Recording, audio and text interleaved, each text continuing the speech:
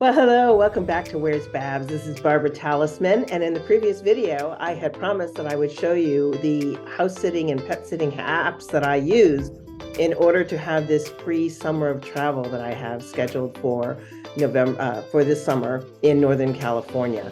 So we're going to go through that today, and I'm going to start with the Excel spreadsheet that we talked about a little bit on the previous video, and there'll be links below so that you can look at the other videos and some other resources that I'm going to be sharing with you. But the Excel spreadsheet we went through briefly, and it only showed you what had been confirmed and where I had breaks. So I'm going to show you all of the applications I put in as well. Let me just pull this up so you can take a look at it. Okay, so basically what we have here is all the confirmed sits. The pink, the yellow are my breaks in between sits, like there weren't any sits, or I really don't mind having a break for a day because it's nice to just sort of be alone for a day in a hotel room or seeing a friend or going somewhere. Others I have longer breaks and 3 days or 2 days, but the majority of it, as you can see, is pretty much booked up with a full 32 days or 17 days or 23 days. So I was really trying to get the longest sits I could because I don't really like to move around day to day. I don't mind really week to week or month to month or a few weeks at a time, but I am not a house sitter who likes to do 2 or 3 days at a time. It's just too much shuttling around for me. So as I mentioned in the previous video, this accounted for 136 total days of sits where I have free accommodations in exchange for a beautiful home, a place to sleep, and some pets to take care of. Giving me only 29 days in 6 months that I have to pay for rent. So for me, that's a win-win. I don't know. Some people may not think that's a win-win because I don't want to take care of pets or be in a strange house or something. For me, it's been a really, really lovely experience. Not all of them are perfect, of course, but it's a really good experience. And even when it's not a prime experience, I'd still rate it an A. And so maybe there's A pluses and A triple pluses, and then there's A's and B minuses, if we put it that way. But otherwise, none of them have been so horrific that I was like, what did I get myself into? So for me, this has worked out really well for the last 5 years. And then I mentioned briefly, I've applied to work in Antarctica from October to February or March, which is their summer, 24 hours of sun. And in a support role, I am not a scientist. I am a retired fundraiser, but about half the people on Antarctica at any one time are support. Kitchen, retail, post office, admin support. So there are lots of roles like that. And I thought, well, I might as well apply, just like applying for a house sit. If you don't try, you won't get it. So I applied in February for October coming up. So that's also a very long process and a very highly competitive process. The deal with that is I have not worked since August of 21. And in that particular position, not only will they pay me, but they'll give me room and board for the 5 or 6 months that I'm down there. So I don't know where that's going to turn out, and I'll keep posting videos of where I am in that process. I have about 8 applications in, and I've heard from all the recruiters that I am qualified. Well, you've met minimum qualifications, which means anyone can do that job, but I don't seem like I'm a serial killer. So they're going to put me on the list. Who knows? But if you don't try, you don't know. And I'll talk about that process in another application, in another video.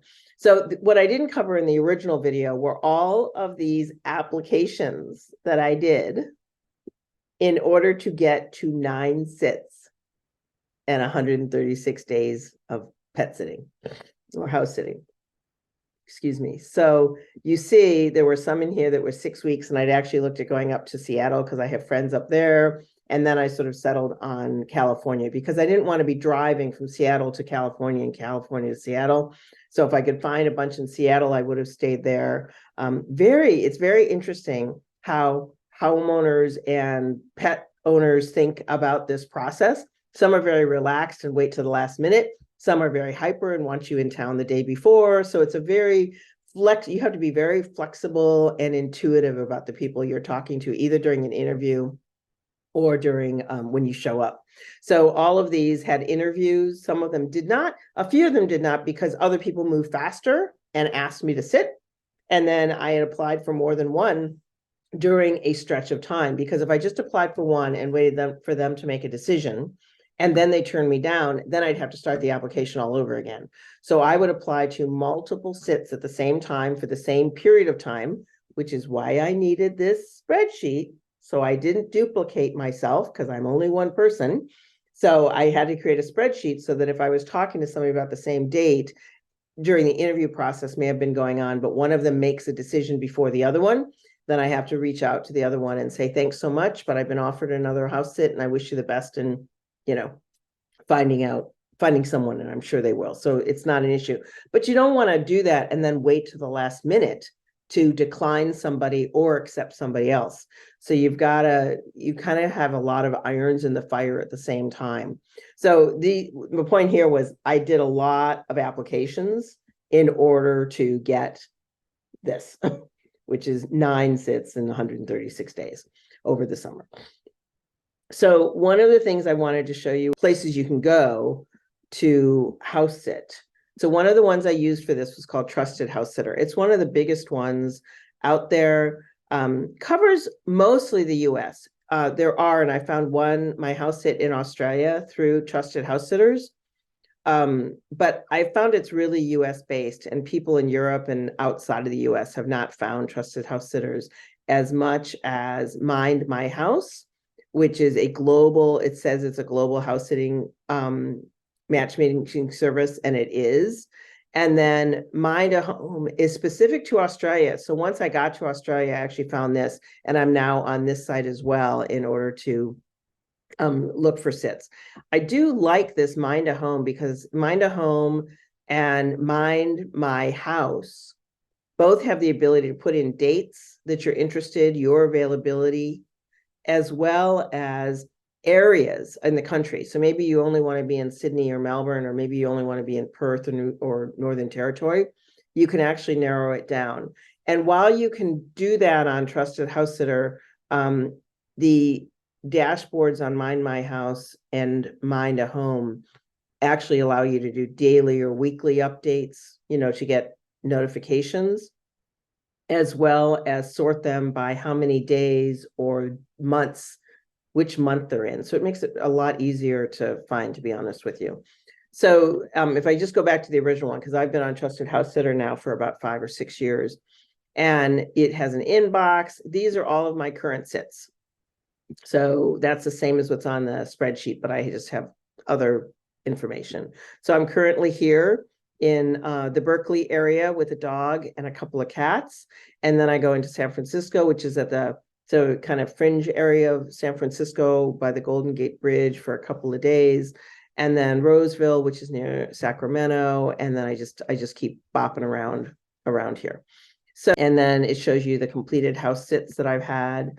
And there are also recommendations on here. So when you're setting up your profile, you want to make sure that you've got external references and references from people that you've either house sit for, pet sitted for, or even pet walked if you've walked folks. And on Mind My House and Mind a Home, I don't have any recommendations because I just did those probably in February or March. And I technically haven't done anything I haven't been a house sitter on Mind My Home or Mind a Home or Mind My House. I always get those two confused. So I haven't done anything. So I don't feel comfortable sort of moving references like from one place to another. And I don't think you can. So I'm just sort of leaving that. But despite that, both of these sites, Mind My House and Mind a Home, have both ended up having people contact me and say, oh, we read your profile and you sound perfect. Would you be willing or available? And unfortunately, because I'm all booked this summer, I'm not available. And it actually shows on there that I'm not available. But they've also just reached out to me even without those references. So it's how you write your profile that makes a big difference as well. So I wanted to share that with you. And one of the things about this is that you find the sit that you want, and then there's an application process. So so if I go into Trusted House Sitter and I want to find a house sit, you would go in here. I'm just going to pick one at random. I don't even know what this is. So Burlingame. August to the 4th. Okay. And basically, you look at this, you can read their introduction, the location. Always want to read the responsibilities for the dog. I mentioned at the last one, we have a lot of COVID animals where you can't leave the house. That is not a sit I would do. They have major separation anxiety. The people have been working from home for 2 years or 3 years, and they haven't trained the dog or the cat, for that matter, to live alone without them. So you got to read the responsibilities pretty quickly or pretty well before you apply. And then you just hit apply now. And basically the application is just an email that says, why should they have you? And what is it about you that would be different than others? And so I've, with the 5 years and 20 years of Shar-Pei rescue and working with dogs and pet sitting with cats, I've always gotten a hit usually that says, yes, we'd be interested in working with you. So writing those emails is really important to your success rate. Depending on where you're going, it could be really competitive for that spot. And otherwise, maybe not. You could be the only ones, but it shows you how many have applied, and it shows that you've already applied, and it shows where you are in process. So I know that this was a lot of work, and some people may look at that. And I did this in February in Melbourne and applied through February and March. I hadn't been on Zoom calls since August of 21.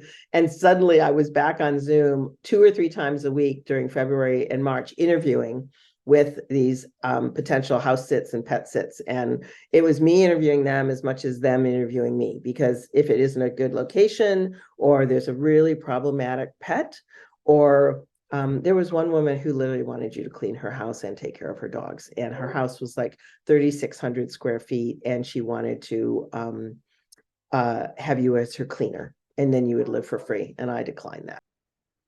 So it really does depend on the interview process, and you get a good feel of people. We did FaceTime, we did Zoom meetings, we did lots of things. So for me, this is absolutely an option as to how I am, not how I would, but how I am spending my summer. I started this actually 5 years ago when I came back from Australia after working there, and I was in Las Vegas, and I started doing home sitting there. I didn't have a job, wasn't sure if I was going to work anymore. And so it was just an easy way to see Las Vegas. And I had some friends there, and it was at the time cheaper to live. So I started house sitting with trusted house sitters back then. But I'm trying to think. So December 21, I thought, you know what, I should look at this again and see what the options are. And I found a house sit in Melbourne, Australia. And I had lived in Melbourne for 3 years, and I would love to go back for their summer.